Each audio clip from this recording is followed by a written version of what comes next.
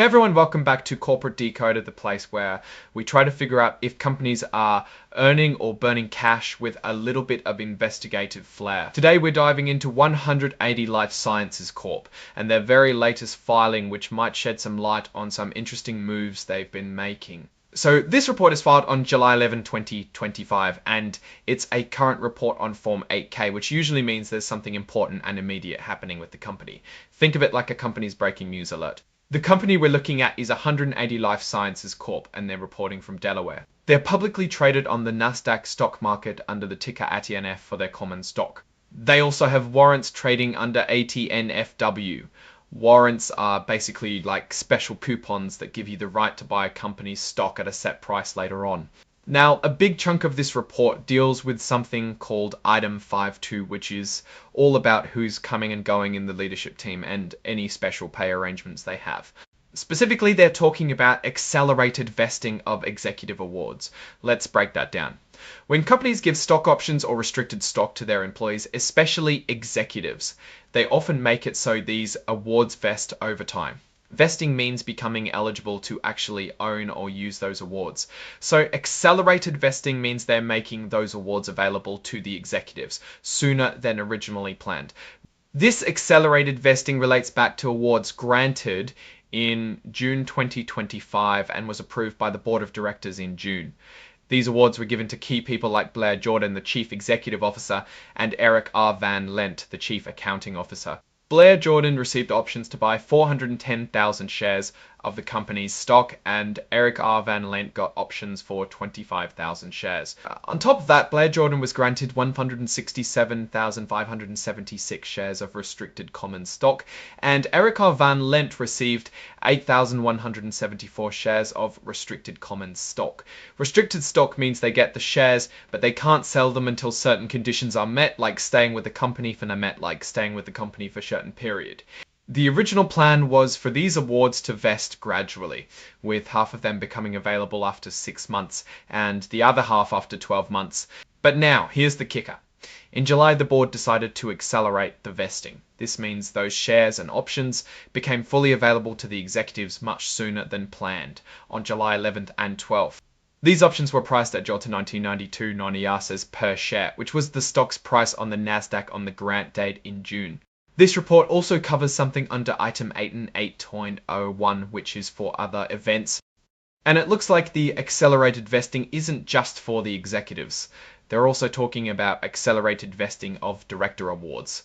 This means the non-executive members of the board are also getting their stock options and restricted shares sooner. For example, Ryan Smith, the lead director, received options to purchase 255,000 shares.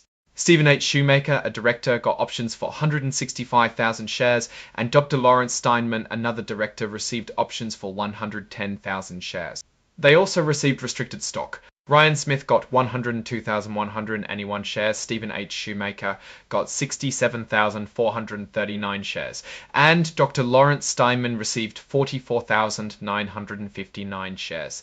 Just like the executive awards, these were also scheduled to vest over a year but have now been fully accelerated. Another significant point in this filing is a First Amendment to a consulting agreement with EVL Consulting LLC and Eric Van Lent. Remember, Eric Van Lent, the Chief Accounting Officer, he also has a consulting agreement through his own company. This consulting agreement was initially put in place in February and was set to run through July 30, 2025. Under this agreement, Mr. Van Lent provided his services as Chief Accounting Officer.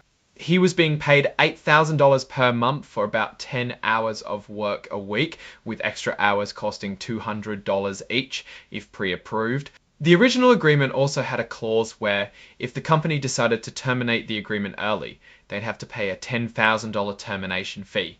Now, in July, they amended this agreement. The term has been extended through December 31, 2025, and importantly, the termination fee has been increased to $25,000.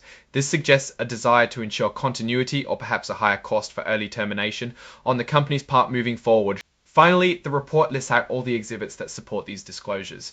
Exhibit 10.5 is particularly relevant here as it's the actual First Amendment to the consulting agreement we just talked about, dated July 12th and 1st, effective July 31st. So what's the story here? It seems like 180 Life Sciences is making some significant adjustments to its executive and director compensation, front-loading the benefits for its key people by accelerating award vesting. This can be a sign of confidence in the company's future prospects or a way to retain key talent during critical periods.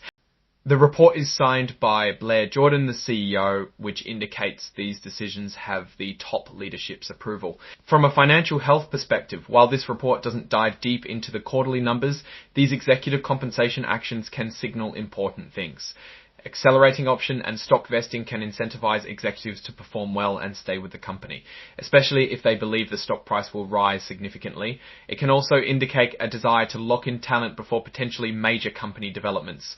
The amendment to the consulting agreement with Eric Van Lent, increasing the termination fee and extending the term, also suggests a commitment to his role and perhaps a recognition of the value he brings, especially as the company navigates its business. One thing to consider with accelerated vesting is the potential impact on shareholder value, as it increases the number of shares that could be exercised relatively soon.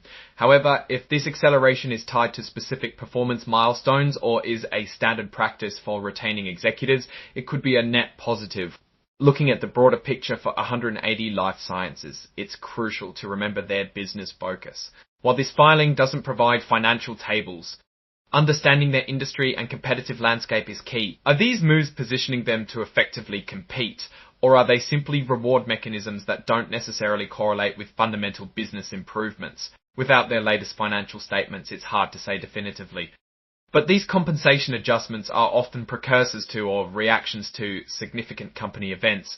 The fact that they're accelerating vesting for both executives and directors suggests a unified approach to incentivizing leadership. It could mean the board anticipates positive developments or wants to ensure its key players are fully motivated and aligned with the company's objectives. However, a word of caution, while accelerated vesting can be a powerful tool, it's important for investors to ensure it's done transparently and in a way that truly benefits long-term shareholder value, not just short-term executive gains. The increased consulting fee also warrants attention as it adds to the company's operational costs. In conclusion, this filing points to a proactive management team at 180 Life Sciences making key decisions about executive and director compensation and consulting agreements. The accelerated vesting of awards and the amendment to Mr. Van Lent's consulting agreement are the most notable aspects, suggesting a focus on leadership retention and potentially anticipating future company growth or changes. Investors should keep an eye on how these decisions translate into actual operational and financial performance in their subsequent reports. Alright, that's our breakdown of 180 Life Sciences Corp's latest filing. What's your take on these accelerated vesting and consulting agreement changes? Do you think they signal good things to come or potential red flags? Drop your thoughts in the comments below. If you found this analysis valuable, please hit that like button to help us out and subscribe for more deep dives into the world of corporate finance. Also, don't forget to join our Discord community linked in the description for more in-depth discussions. Thanks for watching, and we'll see you next time on Corporate Decoder.